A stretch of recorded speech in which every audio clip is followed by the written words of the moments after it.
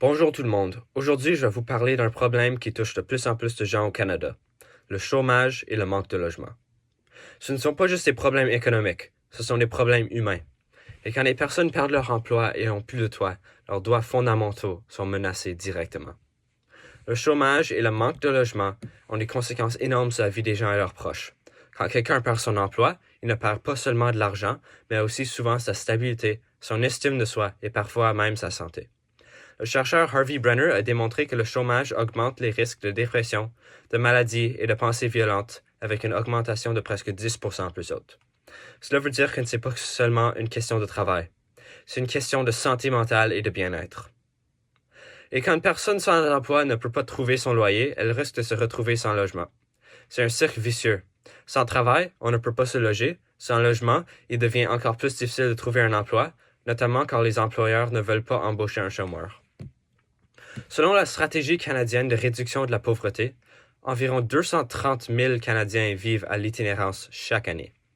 Certains dorment dans des refuges, d'autres dans des voitures ou encore sur le sofa d'un ami. D'autres vivent dans des logements temporaires ou dans des conditions horribles sans représentation. Pourtant, selon l'article 25 de la Déclaration universelle des droits de l'homme, toute personne a droit à un niveau de vie suffisant pour assurer sa santé et son bien-être, y compris le logement. Cependant, au Canada, même si le logement est reconnu comme droit humain fondamental conformément au droit international, cela n'a pas l'air d'être le cas. L'article 15 de la Charte dit que tous sont égaux devant la loi. Mais dans la réalité, certaines personnes sont clairement désavantagées.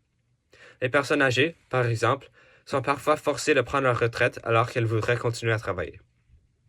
Les personnes handicapées ou les minorités visibles ont plus de difficultés à trouver un emploi stable, et plusieurs politiques, comme l'assurance-emploi, ne couvrent pas tout le monde. Pour avoir droit à l'assurance-emploi, il faut avoir travaillé un certain nombre d'heures. Même si tu as un emploi à temps partiel, saisonnier, ou si tu viens de commencer, tu n'y auras souvent pas de droit à cause du manque d'heures. Et sans revenu, c'est impossible de payer le loyer. Les gens qui vivent déjà de la difficulté ont alors leur vie bouleversée, même plus par un nouveau statut de chômeur. Ceci est augmenté de façon incroyable si vous êtes malade ou vous avez une blessure. Des organismes comme le Mouvement autonome et solidaire des sans-emploi dénoncent ces injustices depuis des années. Ils expliquent que le programme de soutien au Canada ne sont pas adaptés aux réalités d'aujourd'hui, surtout pour les travailleurs précaires. Quand les gens perdent leur emploi et leur logement, ils sont souvent exclus de la société. Ils deviennent invisibles. Sans adresse fixe, on ne peut pas recevoir de courrier, ni même faire certaines démarches administratives et légales, démontrant qu'ils n'ont véritablement pas les mêmes droits que le reste des gens.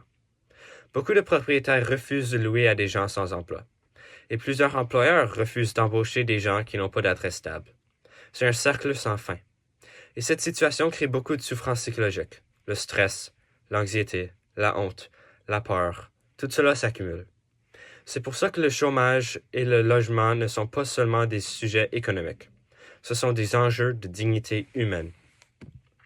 Je n'ai pas choisi ce sujet par hasard. Il y a quelques semaines, l'ami de ma mère a dû venir vivre chez nous, dans notre sous-sol, pendant plusieurs semaines. J'ai réalisé d'abord que n'importe qui pourrait avoir des troubles financiers et que tout le monde devrait avoir une seconde chance. Et que dans un pays comme le Canada, personne ne devrait avoir le droit de choisir entre manger et se loyer. Alors, que peut-on faire pour améliorer la situation? D'abord, il faut reconnaître le logement comme un droit fondamental. Officiellement et légalement, c'est le cas, mais la vérité est que cette loi n'est pas respectée aussi bien qu'elle pourrait l'être. Ensuite, il faut améliorer le système d'assurance emploi pour que les gens à temps partiel, les travailleurs saisonniers et les jeunes aient accès à un soutien réel quand ils perdent leur emploi et perdent, par exemple, leur logement. Troisièmement, il faut investir davantage dans le logement abordable. Certaines villes canadiennes, comme Vancouver ou Toronto, ont vu leur loyer doubler ou tripler en juste quelques années. Le gouvernement doit construire plus de logements sociaux, offrir des subventions et réguler le prix des loyers. Finalement, il faut changer notre façon de voir la pauvreté et le chômage. Ce ne sont pas des fautes personnelles. Ce sont souvent les conséquences d'un système injuste économique. Avoir de la compassion, écouter, soutenir, c'est parfois la meilleure chose qu'on puisse faire. Le chômage et le manque de logement sont des crises qui ne peuvent pas être réglées uniquement par des chiffres et des lois. Elles demandent la solidarité, de l'écoute et de la volonté politique. Une société juste, ce n'est pas seulement une société où les gens ont la liberté de parler, c'est une société où tout le monde a la liberté de vivre dignement. Nous devons exiger que nos gouvernements agissent, que nos lois évoluent, et que les communautés s'unissent pour que plus personne ne soit laissé derrière. Et nous, comme jeunes citoyens, avons aussi un rôle à jouer. Nous pouvons en parler, nous informer et sensibiliser les autres. Parce que le changement commence seulement quand on reconnaît que ce n'est pas bien. Le chômage est souvent pas un échec individuel, mais plutôt un échec collectif. Merci de m'avoir écouté.